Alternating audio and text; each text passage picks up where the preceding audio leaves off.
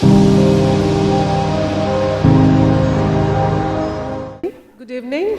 As we are moving forward towards the closure of this two-day event, Bloom Expo, I would request Mr. Rahul Jain to please escort our chief guest, Mr. Swapnil Kothari, to the stage.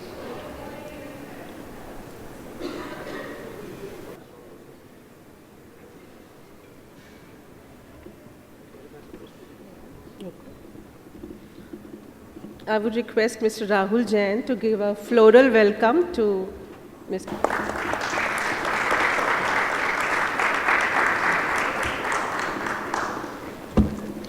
A qualified chartered accountant, Mr. Swapnil Kothari is the Chancellor, California, and founder, Abhyuday University, Khargone. He was also appointed as the Secretary of Madhya Pradesh Congress Committee in 2018, followed by many such responsibilities in the committee later. He is the recipient of several prestigious awards like Bharat Gaurav Award, Sai Ratan Awards, and many more.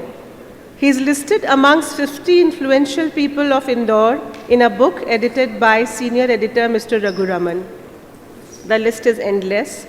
It might turn into my speech about Mr. Swapnil Kothari, and we might miss a chance to listen to a word of wisdom from Kothari. So I would request him to please come and give us his words of wisdom.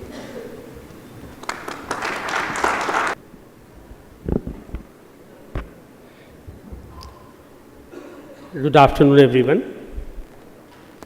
Distinguished guests on the dais, Rahul ji, organizers of this education fair conclave workshop, all educationists present in this valedictory session, erstwhile speakers, people who have come up with their stalls, managing stalls, and my dear friends. जो वैलिडिटरी session होता है वो थोड़ा सा boring हो जाता है. मैंने बहुत सारे ऐसे वर्कशॉप्स, कॉन्फ्रेंसेस अटेंड किए हैं. शुरुआती दौर में जब हम बॉम्बे, दिल्ली, अहमदाबाद, बेंगलोर जहाँ भी फेयर होता था मैं खुद जाता था. तो मैं बहुत अच्छी तरह से समझता हूँ कि जब कीनोट स्पीकर वैलिडिटरी सेशन में आता है तो ऑडियंस जो रहती है उसके मन में कैसे कैसे क्रांतिकारी विचार आते हैं.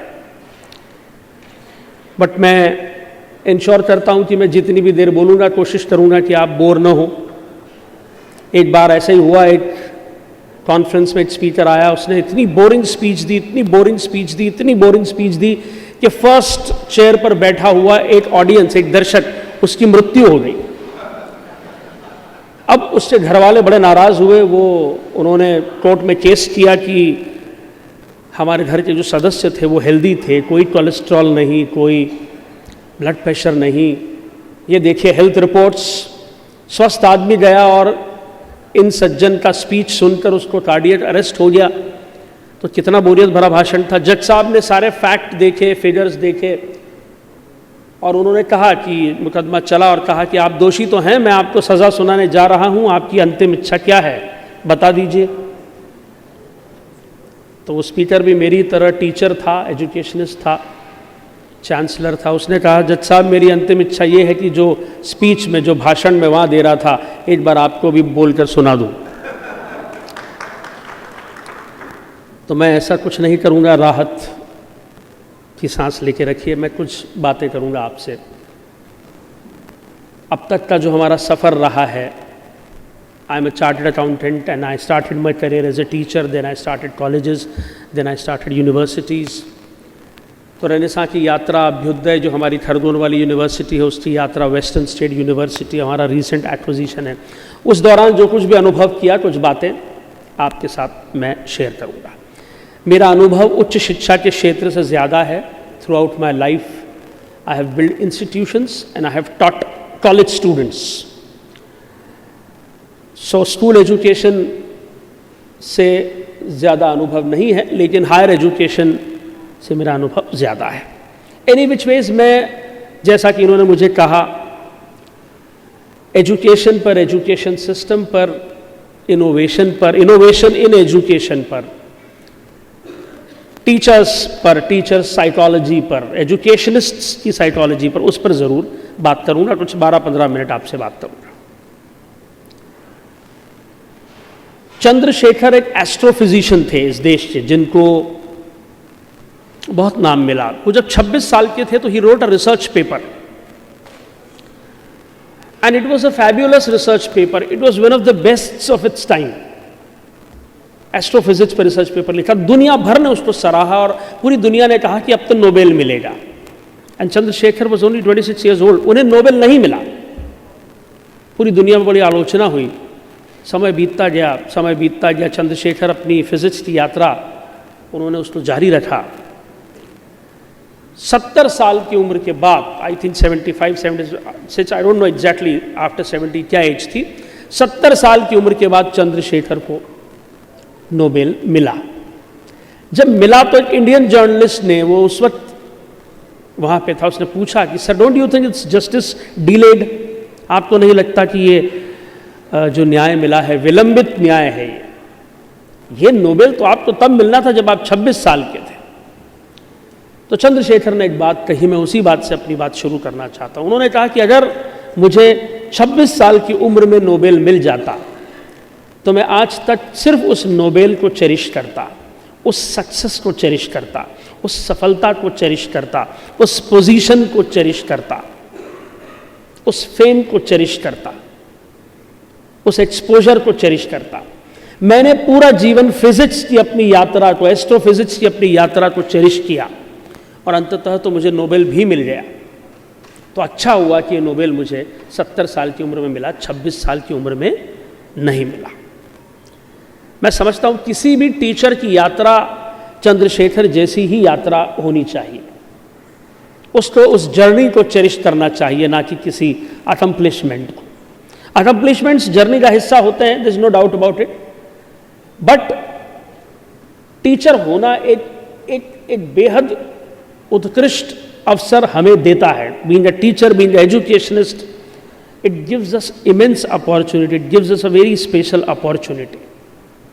हमें बहुत ही अद्भुत अवसर मिलता है शिक्षक होकर।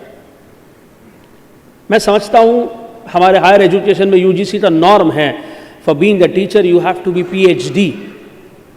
पीएचडी होना जरूरी है। फिलॉसफी में डॉक्टरेट या सब्जेक्ट में डॉक्टरेट होना जरूरी है। But I think throughout Renaissance journey, throughout Abhyudaya journey, हमने जब भी किसी टीचर को हायर करा, हमने पीएचडी देखी, पर वो पीएचडी वो नहीं है जो सरकार परिभाषित करती है। पीएचडी की हमारी अपनी परिभाषा है। Hi Chaitanya, you can come and join. मेरे विद्यार्थी हैं दोनों। हाय सोनम, कम। मेरी अपनी परिभाषा है पीएचडी की, और पीएचडी का मतलब मेरे लिए है पैशन, हंगर और डेप्थ। पैशन, हंगर और डेप्थ। हर वो व्यक्ति जिसमें जुनून है, हर वो व्यक्ति जिसमें सीखने जानने की ललक है, भूख है, हर वो व्यक्ति जिसमें गहराई है, जिसमें ये तीनों हैं, उसे पढ़ाने का अधिकार प्रकृति ने खुद ही दे दिया है। और आपने 2 पीएचडी, मैंने ऐसे लोग देखे हैं जिनके पास 2-2 पीएचडी है, डिग्री है, डॉक्टरेट है, लेकिन इतना अहंकार है उनमें, इतना एटीट्यूड है उनमें, इतनी हिकारत भरी नजर से वो विद्यार्थियों को, शोधार्थियों को देखते हैं। वो अपने अंडर पीएचडी करने वालों का मानसिक शोषण करते हैं, बार बार उनको परेशान करते हैं। मुझे एक बात बताइए, आप पीएचडी हैं और कोई आपके अंदर अंडर पीएचडी कर रहा है, तो क्या ये आपको ये राइट देता है कि उस आदमी को परेशान करा जाए?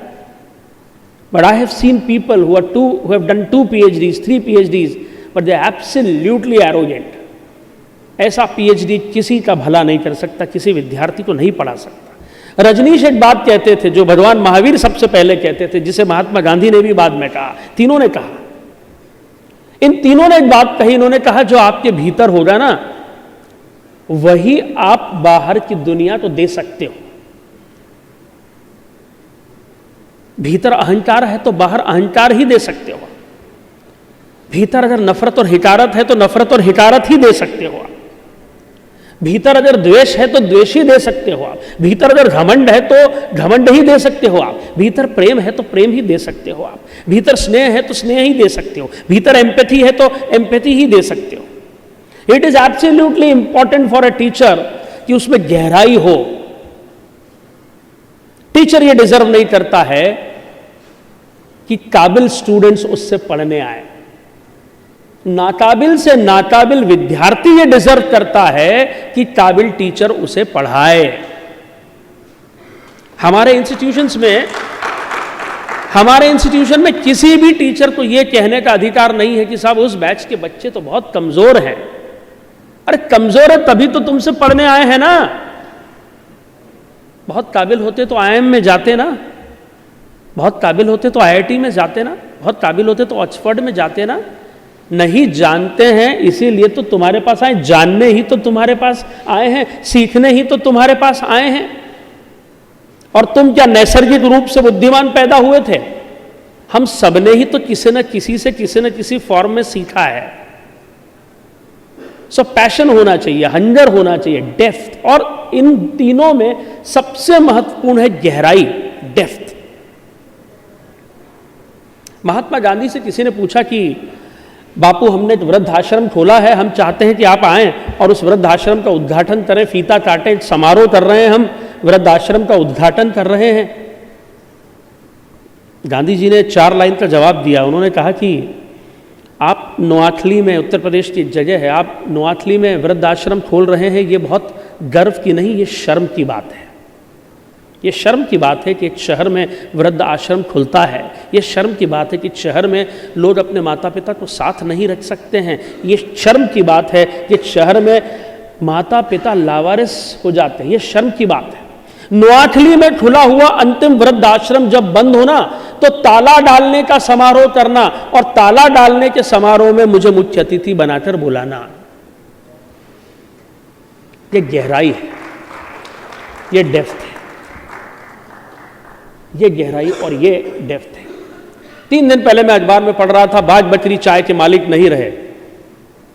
आई थिंक भास्कर में या टाइम्स ऑफ इंडिया किसी में पूरा आर्टिकल था बाज बकरी के बारे में। नारायण देसाई जी, उन्होंने बाज बकरी चाय स्टार्ट करी। Narayan Desai was a Gandhian, Gandhi ji के फॉलोअर थे। और बाज बकरी, ये थोड़ा विचित्र नाम नहीं है, चाय का नाम बाज बकरी कैसे हो सकता? But Narayan Desai was a Gandhian. उन्होंने ये नाम रखा समाजवाद, सामाजिक साम्यता को ध्यान में रखकर। बाघ भी और बकरी भी, शक्तिशाली भी और शक्तिहीन भी, दोनों जिस चाय का सेवन कर सके उसका नाम है बाघ बकरी। गहराई, डेप्थ। तो जिसमें डेप्थ है उसे ही पढ़ाने का अधिकार है। जिसमें जुनून है उसे ही पढ़ाने का अधिकार है। जिसमें जानने और सीखने की भूख है उसे ही पढ़ाने का अधिकार। हम टीचर्स लोग, एजुकेशनिस्ट लोग, हम में बहुत जल्दी घमंड प्रवेश कर जाता है। जहाँ हम जाते हैं, हमारे विद्यार्थी मिलते हैं, पैर पड़ते हैं, हमें लगता है देवदूत हैं हम, हमें लगता है बहुत इंपॉर्टेंट हैं, हमें लगता है कितनी जिंदगियां हमने बनाई है। यकीन मानिए मेरी बात, हम कुछ नहीं जानते हैं। मेरा भतीजा दिव्यदीप का बेटा जो है, उसने परसों मुझे एक नई बात सिखाई और मुझे शर्मिंदगी हुई थी, मुझे इतने सालों में ये नहीं पता। वो कुछ वीडियो देख रहा था, उसमें कोयल कूक रही थी। तो मैंने कहा कोयल कूक रही है? तो उसने कहा कोयल कूक रही है बड़े पापा, कोयल मेल होती है कि फीमेल होती है? मैंने कहा बेटा कोयल फीमेल होती है, कोयल नाम से ही नहीं लगता। तो उसने कहा नहीं बड़े पापा, कोयल मेल भी हो सकती है और फीमेल भी हो सकती है। मैंने कहा नहीं नहीं बेटा, कोयल तो फीमेल ही होती है। उसने कहा नहीं बड़े पापा, मैं सत्यसाई में हूँ, सत्यसाई विद्याविहार से आप भी तो पढ़े हो, सत्यसाई में सिखाया गया है, 4 दिन पहले मैडम ने बताया है कि कोयल मेल भी हो सकती है, फीमेल भी हो सकती है। और उसने खटाक से विकिपीडिया करके, फर्स्ट क्लास में है वो मेरा भतीजा, सेकंड में हो गया फर्स्ट में, उसने विकिपीडिया करके बता दिया कि कोयल मेल भी हो सकती है और फीमेल भी हो सकती है। और देखिए, बरसों से मैं तो यही मान रहा था कि कोयल कूकती है मतलब कोयल फीमेल होती है। I swear on this, I was not knowing this. मुझे लगा मुझे तीनों विश्वविद्यालय के चांसलर और फाउंडर के पद से त्यागपत्र दे देना चाहिए, इतनी सी बात नहीं मालूम। लेकिन it is good to know that you don't know. ये अहंकार हम लोगों में नहीं होना चाहिए। सीखना बहुत इंपॉर्टेंट है। टीचर की सबसे बड़ी क्वालिटी है उसे लगातार विद्यार्थी बने रहना चाहिए। सो पीएचडी, टीचर में पीएचडी, पैशन, हंगर और डेप्थ जो है वो होना चाहिए। दूसरी इंपॉर्टेंट बात, एजुकेशन इंस्टीट्यूशन, चाहे स्कूल हो, कॉलेज हो, ट्यूटोरियल हो, कोचिंग हो, ये वो जगह नहीं है जहां आकर स्टूडेंट को अपने हर प्रश्न का जवाब मिलता है।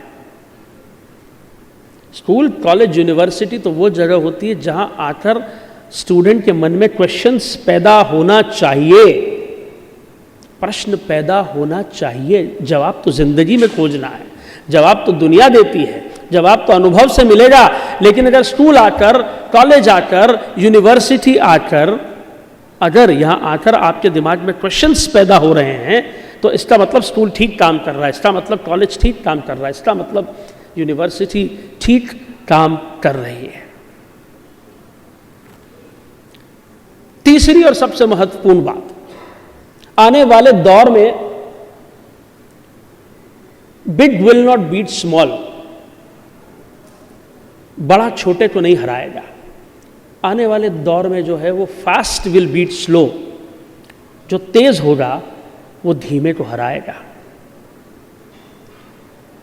तो ये जो इंस्टीट्यूशंस की सफलता पर हम में रिलक्टेंस आ जाता है, कॉम्प्लेसेंस आ जाता है, यही सबसे बड़ा बैरियर है हमारी यात्रा में। बिलीव मी, अगले 5 सालों में एजुकेशन का पूरा की पूरा structure, right from school to top university, everything is going to change. Higher education में मैं आपको बता सकता हूं, AICTE ने कह दिया है कि डिजिटल क्लासेस को हम नॉर्मल क्लासेस मानेंगे, ऑनलाइन क्लासेस को 40% of your syllabus can be taught online. एक सर्कुलर जारी करा है AICTE ने, उन्होंने कहा है 40% आप अपने सिलेबस को ऑनलाइन पढ़ा सकते हैं। बड़ी भारी कवायद चल रही है एडजंक्ट फैकल्टी को परमानेंट फैकल्टी का दर्जा देने के लिए। कैलिफोर्निया में बैठा टीचर जो है इंदौर में रेनेसां यूनिवर्सिटी के विद्यार्थियों को पढ़ाएगा ऑनलाइन, जूम पर या गूगल मीट पर, और उसे फैकल्टी माना जाएगा। और वो जो 1 घंटा होगा उसे पीरियड माना जाएगा, वो आवर्स में काउंट किया जाएगा, उसका क्रेडिट जो है वो क्रिएट किया जाएगा। ये सब होने वाला है। यानी आने वाले दौर में आपको इंस्टीट्यूशन बिल्डिंग्स जो हैं उनके नाम पर कंक्रीट जंगल नहीं मिलेंगे। 2-2, 3-3 लाख स्क्वायर फीट की इमारतें नहीं होंगी। 5G, 6G की इंटरनेट स्पीड जरूर होगी, पूरी दुनिया के टीचर्स जरूर होंगे। ये होगा, ये होगा। I recently did a course from Harvard business school, leadership का कोर्स किया मैंने, पूरा ऑनलाइन किया।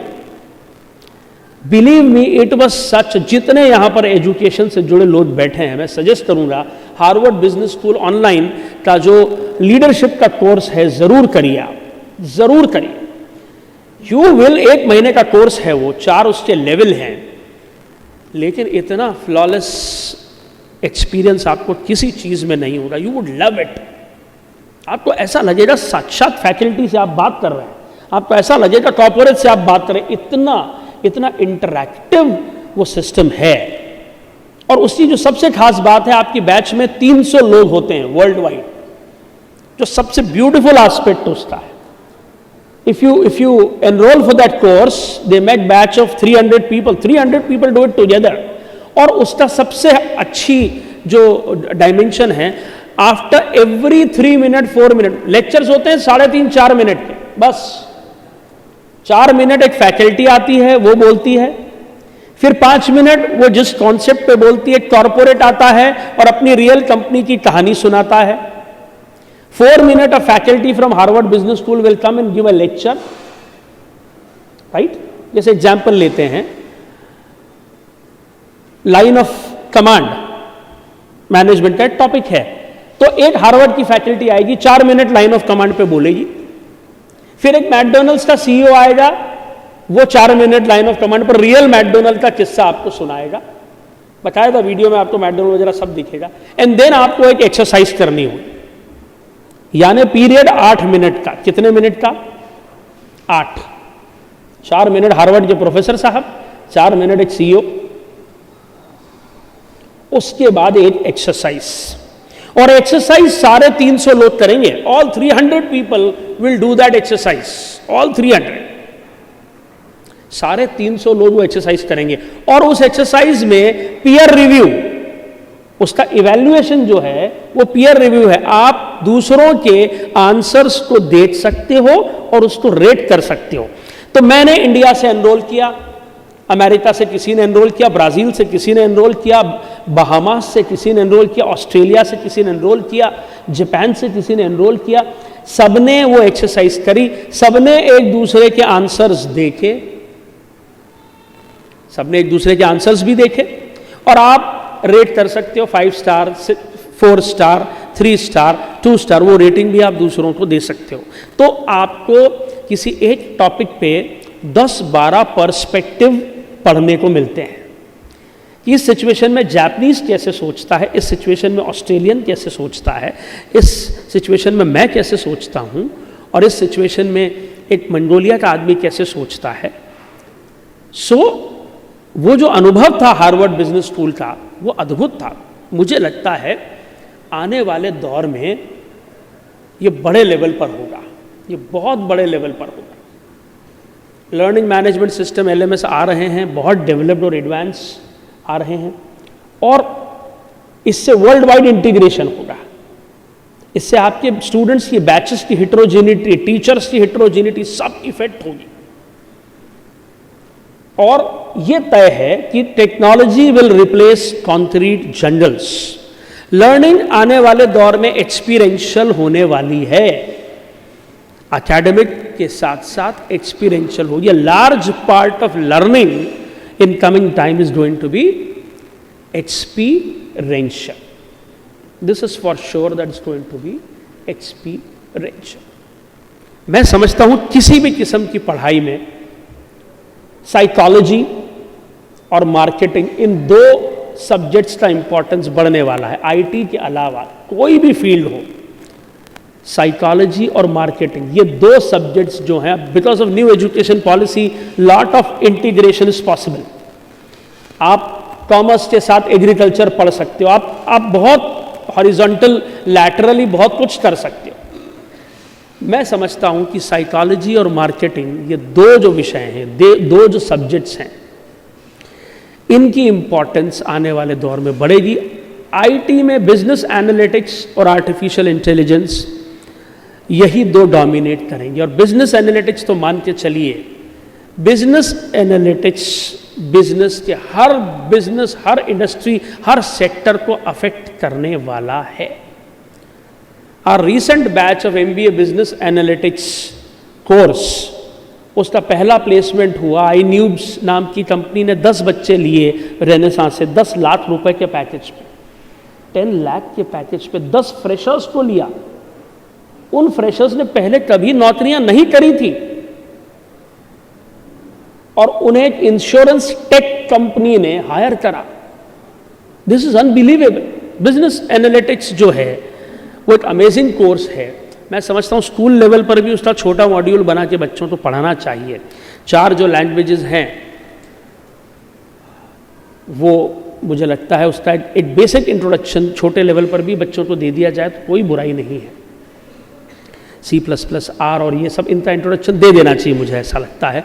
और मैनेजमेंट के साथ उसका integration, this is going to be very very valuable in future.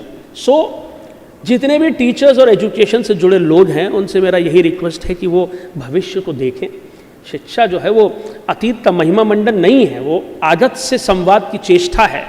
बहुत वजनी हिंदी है ये, लेकिन इसका मतलब ये बहुत सालों पहले भगवान महावीर ने कही हुई बात है, प्राकृत भाषा।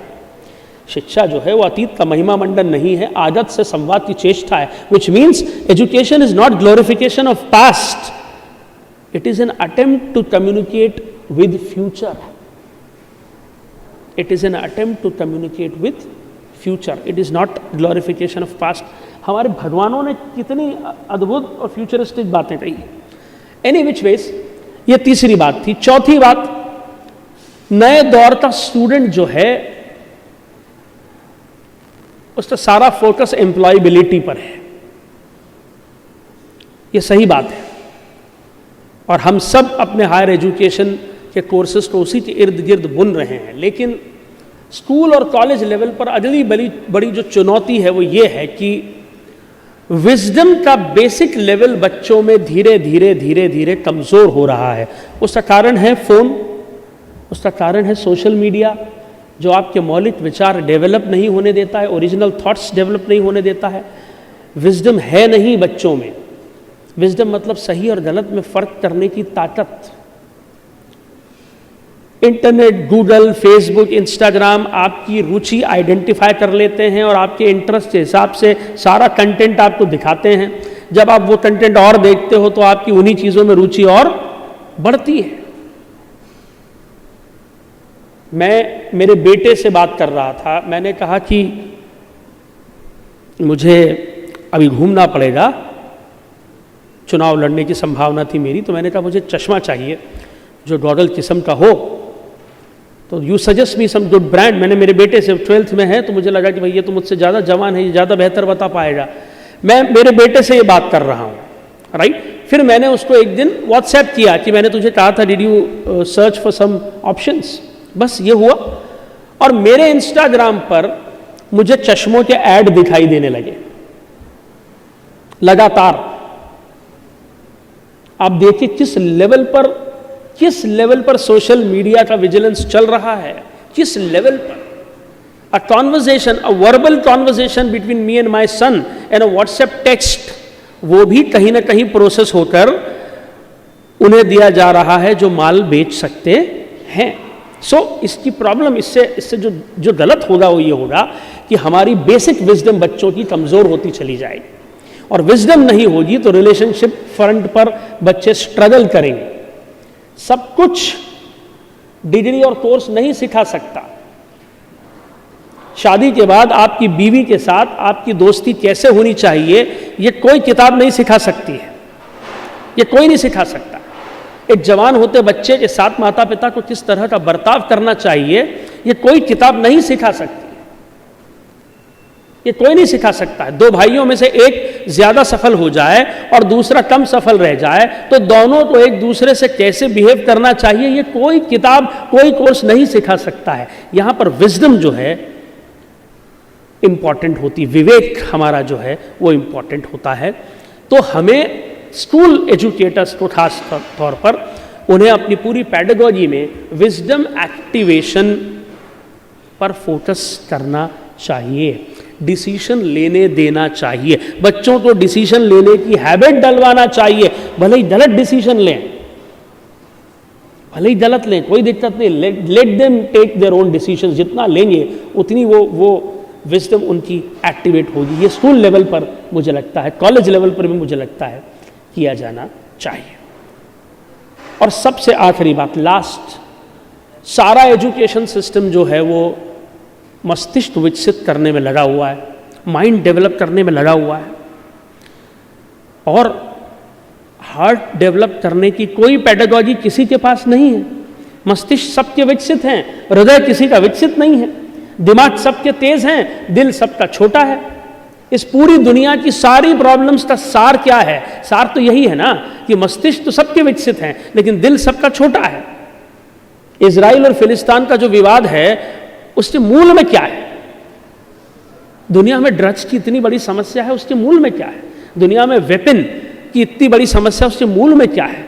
अमेरिका या चाइना का डोमिनेंस, उसके मूल में क्या है? हर डिप्रेशन, उसके मूल में क्या है? युवाओं की बदतमीजी, इसके मूल में क्या है? सबके बेसिक में यही है कि हार्ट डेवलप करना का कोई तरीका किसी ने किसी को सिखाया नहीं, हृदय विकसित करने की कोई प्रणाली ही नहीं है।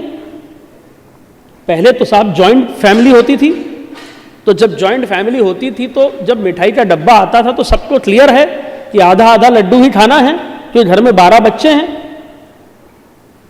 पहले तो ऐसे ही होता था, एक परिवार में एक ही तौलिया होता था, एक परिवार में एक ही वॉश बेसिन होता था। पहले आपको जितनी भूख लगी उतना खाना तो आप नहीं खा सकते थे ना, जितना है सबके हिस्से में बारी बारी से आता था। एक ही साइकिल तो दोनों भाई यूज करते थे। लेकिन हार्ट, हृदय विकसित करने की कोई प्रक्रिया है नहीं हम लोगों के पास। और आप देखिए, जब मस्तिष्क विकसित होगा और हृदय विकसित नहीं होगा तो मस्तिष्क प्रतियोगी होगा। जब मस्तिष्क विकसित होगा और हृदय विकसित नहीं होगा तो मस्तिष्क हिंसक होगा। जब मस्तिष्क विकसित होगा और हृदय विकसित नहीं होगा तो मस्तिष्क को दूसरों के दुख में सुख मिलेगा और दूसरों के सुख में दुख मिलेगा। जब मस्तिष्क विकसित होगा और हृदय विकसित नहीं होगा तो एक खालीपन, आप कहीं भी कितने भी शीर्ष पर पहुंच जाएं, खालीपन आपके भीतर रहेगा और वो खालीपन विष पैदा करेगा आपके भीतर। जब मस्तिष्क विकसित नहीं होगा तो आपकी महत्वाकांक्षा विष बुझी होगी, पॉइजनस एम्बिशन होगी। आप you won't strive for excellence, you will have poisonous ambition. मुझे लगता है ये टीचर्स की, एजुकेशन से जुड़े लोगों की जिम्मेदारी है कि हृदय विकसित करने पर बात की जाए, हृदय विकसित करने की पैडागॉजी डेवलप की जाए। थोड़ा सा सैक्रिफाइस, थोड़ी सी एम्पैथी, थोड़ी सी ह्यूमैनिटी, थोड़ा सा कंपैशन, थोड़ा सा वैल्यू सिस्टम, इन सब पर काम करेंगे तो हार्ट भी डेवलप्ड होगा और माइंड भी डेवलप्ड होगा, और तभी एजुकेशन का जो रियल पर्पस है वो अचीव होगा। धन्यवाद। जय Hind.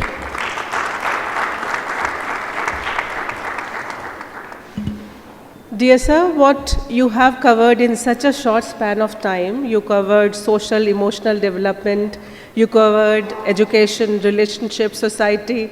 It is possible only for the people like you who have depth, as you said. So thank you so much for this wonderful speech, and we all are really blessed to have you as a keynote speaker. Now, emotional is the thing that we close. So we are about to close our 2 days event. But before that, since I'm a storyteller by profession, I would like to tell you just a 5-line story, and the relevance I'll tell you later. So there was a small little bird जो एक समुद्र पर बैठकर, समुद्र के किनारे बैठकर अपनी चोंच से एक एक बूंद बाहर फेंक रही थी।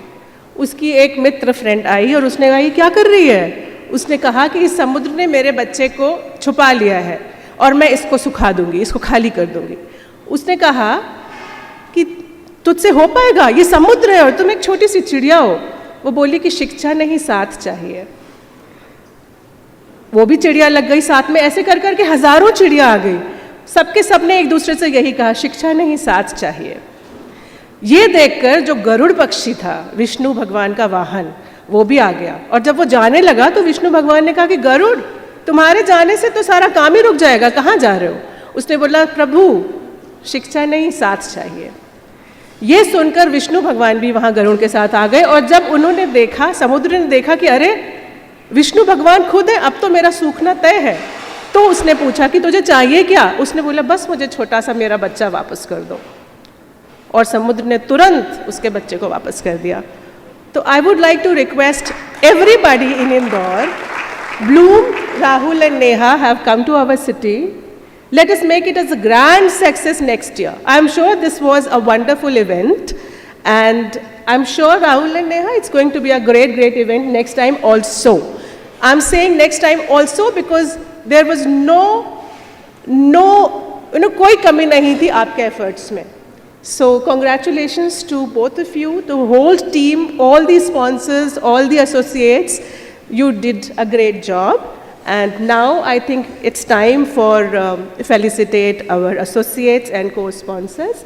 I would request Swapnil sir, Dr. Mishra and Rahul to do the needful. I would call upon the names. Yes. खुशी हुई मुझे जी। मैं तो बहुत छोटा हूँ यार, 15 साल से। मजाक कर रहा हूँ, इतना छोटा भी नहीं हूँ मैं जी। बताइए।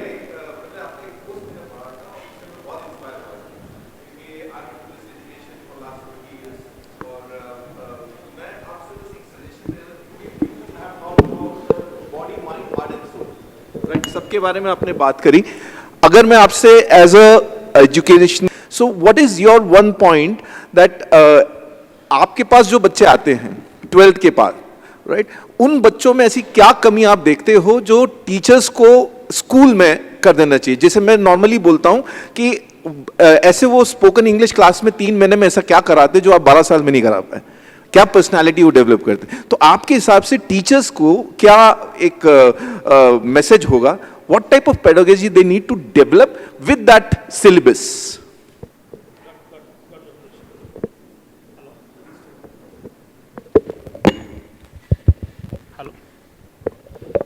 हेलो, देखिए दो चीज़ें हैं।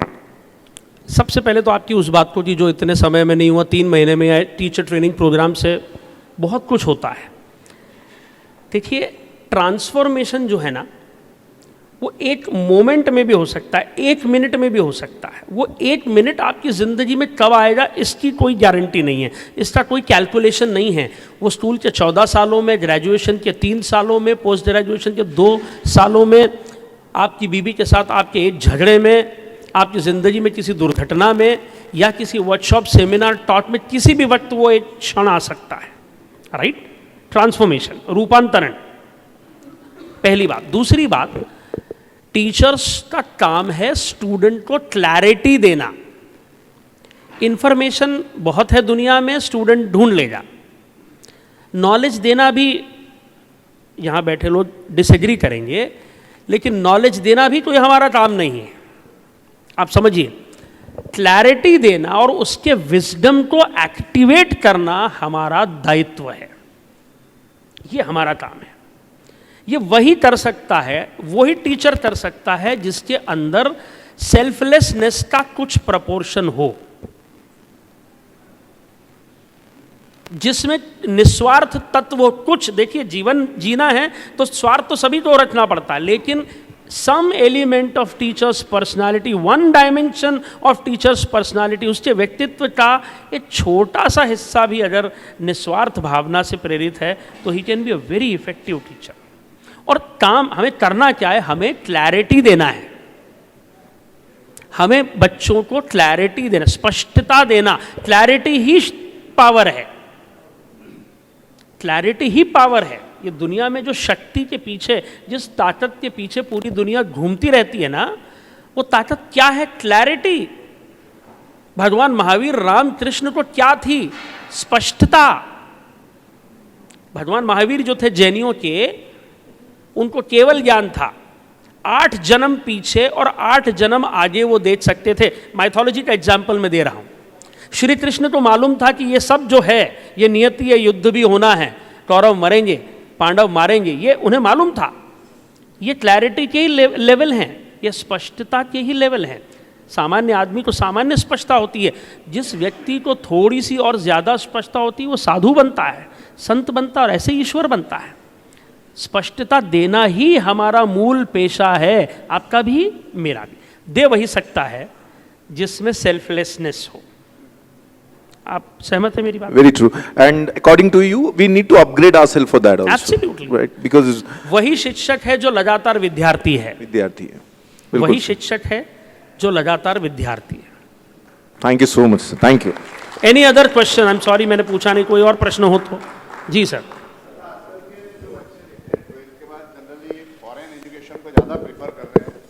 पहले अपने यहाँ ये था कि पहले ये था कि सर पहले एमएस करने जाते थे, पर अभी नए बच्चों में देखा कि 12th के बाद उनमें इतना क्रेज हो गया है कि वो पूरे फॉरेन एजुकेशन। क्या कारण है कि अपने एजुकेशन सिस्टम खराब है या अपने एजुकेशन सिस्टम को सुधारने की जरूरत है? सर देखिए, मैं आपकी बात से सहमत हूँ। बच्चा एमएस करने अगर आईटी में फॉरेन जा रहा है तो बात समझ में आती है। बच्चा इवेंट मैनेजमेंट करने जा रहा है और 70 लाख रुपए का कोर्स करने जा रहा है, ये तो बात समझ नहीं आती ना। ये आती है, ये बात समझ नहीं आती। बिल्कुल सर। बहुत सिंपल है, आप बच्चे से पूछिए क्या चाहते हो। अगर वो आपको कोर्स बताए और यूनिवर्सिटी बताए और वो टॉप रेटेड हो, बच्चे को कोर्स मालूम होना चाहिए, यूनिवर्सिटी मालूम होना चाहिए और उसकी रेटिंग होना चाहिए, उसकी रेटिंग एक्रेडिटेड होना चाहिए। अगर वो हो तो मतलब बच्चा अपने प्रॉपर प्लान पर है। और कुछ क्लैरिटी नहीं है, मुझे तो ऑस्ट्रेलिया जाना है, मुझे तो अमेरिका जाना है, और सबसे दयनीय बात, मुझे कनाडा जाना है। कनाडा जाना चाहते हैं लोग, यहाँ तो कुछ नहीं है। नॉर्थ इंडिया में देखिए क्या पागलपन है, बिल्कुल मैडनेस है कनाडा के लिए। और आपको यकीन नहीं होगा, डिग्री भी नहीं करने जाते, डिप्लोमा करने जाते हैं। Right right. सच है भाई, यही हो रहा है। सो if a student has clarity that I want to do this course and this university, और ये उस यूनिवर्सिटी की रेटिंग है, मैंने वहाँ के एलुमनाई देखे हैं, मैंने रिसर्च करी, अगर स्टूडेंट के पास पूरी रिसर्च है तो मतलब करियर प्लान है। और कुछ नहीं, बस मुझे अमेरिका जाना है, मुझे सिंगापुर जाना है, मुझे ऑस्ट्रेलिया जाना है, क्योंकि दोस्त जा रहे हैं, और यहाँ कुछ भी अच्छा नहीं है इंडिया में। बच्चे बहुत स्मार्ट होते हैं, राइट। वो उज्जैन वालों को समझाएंगे कि उज्जैन में कुछ नहीं है, इंदौर वालों को समझाएंगे इंदौर में कुछ नहीं है, बॉम्बे वालों को समझाएंगे बॉम्बे में कुछ नहीं, right. Then it is pure fascination. तब फिर वो सिर्फ आकर्षण है, बड़े देश, बाहरी दुनिया, पश्चिमी सभ्यता का आकर्षण है, और कुछ भी नहीं है। सर पर उसके लिए पहले क्या हो रहा है कि उनके लिए सर इंडिया का है ना बहुत बड़ा मार्केट हो Sir, गया I'm sir. very sorry to interrupt, but we have many partners who have their travel schedules. So we will be missing out a very important session of expressing our gratitude. So I would request that we should have that first, and then we may carry on the conversation. I'm really sorry for this. So our partners have to leave. They may have flight and trains and travel schedules. So if you allow, I may please have that first. Okay, so may we begin the felicitation for our co-partners and associates, for co-sponsors.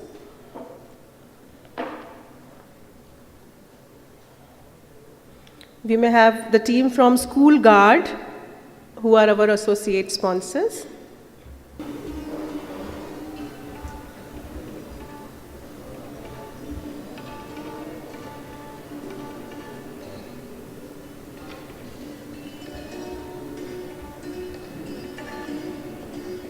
I would invite Life Educate team to please come on the stage.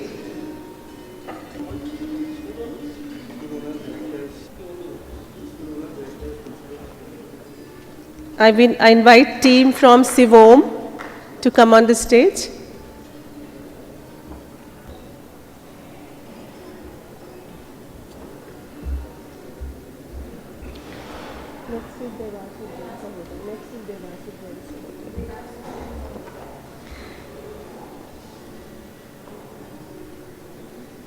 I would invite Ms. Rekha Madam from Devas Ujjain Sahodai.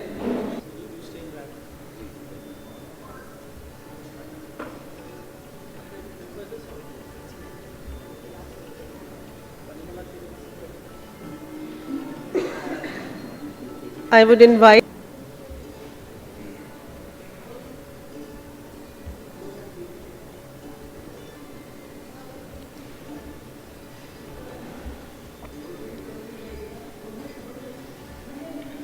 We are also grateful to all the exhibitors who have participated. I would invite next Fixing Dots to please come on the stage.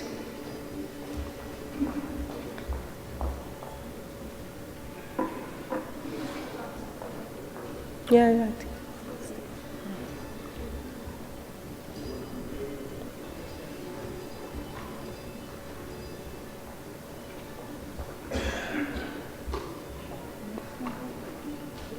Team School Diary, Team Yup Purposeful Learning,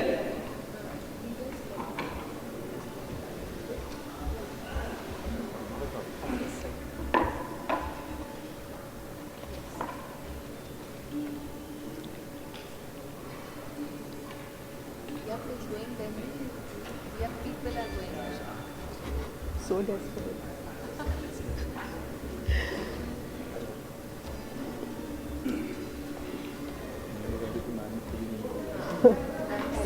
मैं very desperate हो रही हूँ. I'll do that. Please.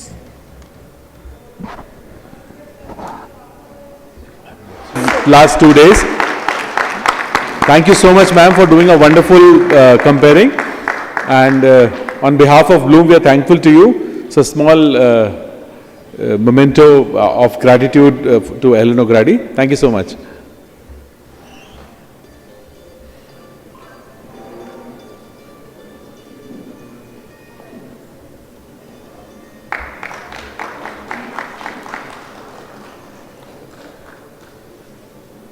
So now ma'am resumes her job and I am off job. Thank you. Thank you so much, sir.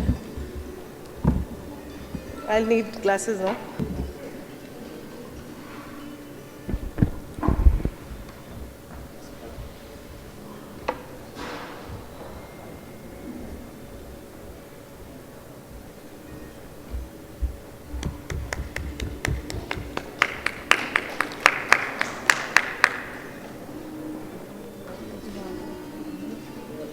Next is Vardhana Finance.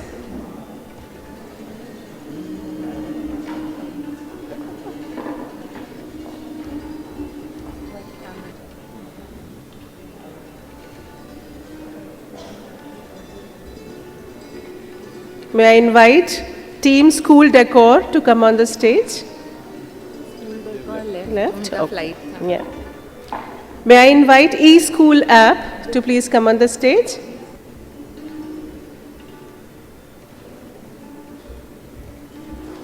I would invite Samriddhi International Private Limited to come for the felicitation.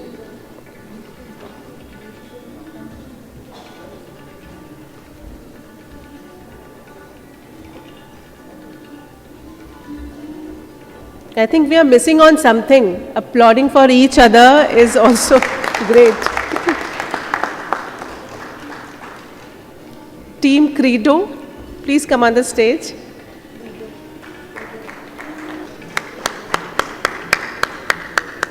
Sarthi Pedagogy.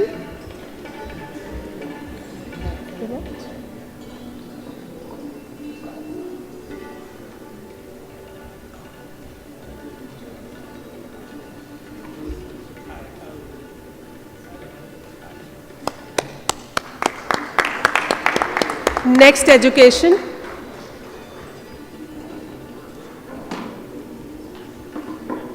Next.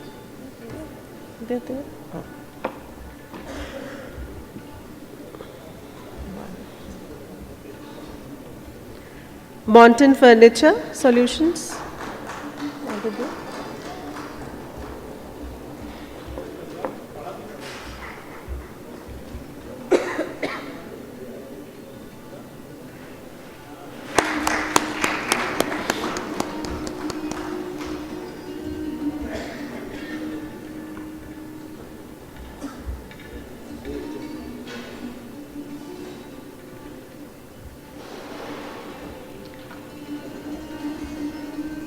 Wordsworth.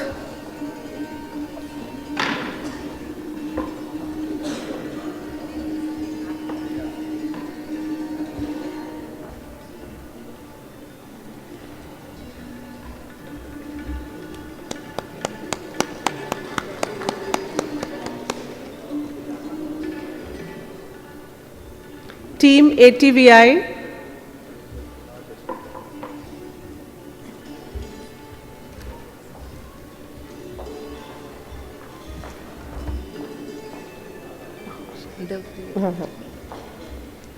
May I also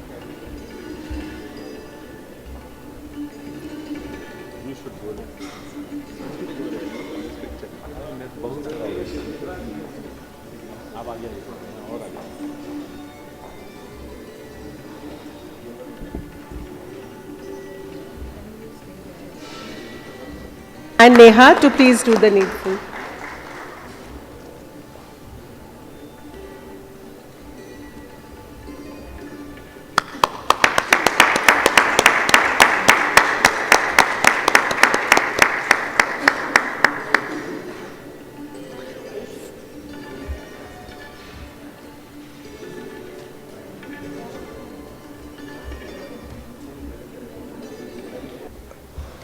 Good evening, everyone. So we are here in Indore,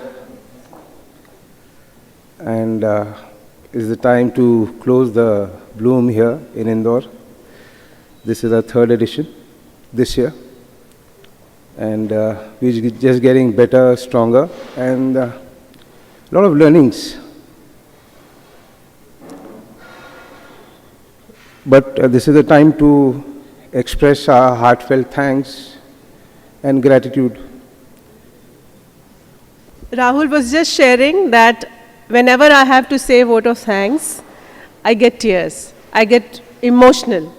So we just wanted him still to speak, because when you become emotional, it doesn't reflect your weakness. Only the person who's strong can show tears to others. And that shows the passion, the dedication, and the involvement that he has, this husband-wife duo has in Bloom. So we wish them all the best, and thank you so much. So we'll call everybody on the stage to have a group picture. Because audience is most important. When we have the audience, the event seems to be successful.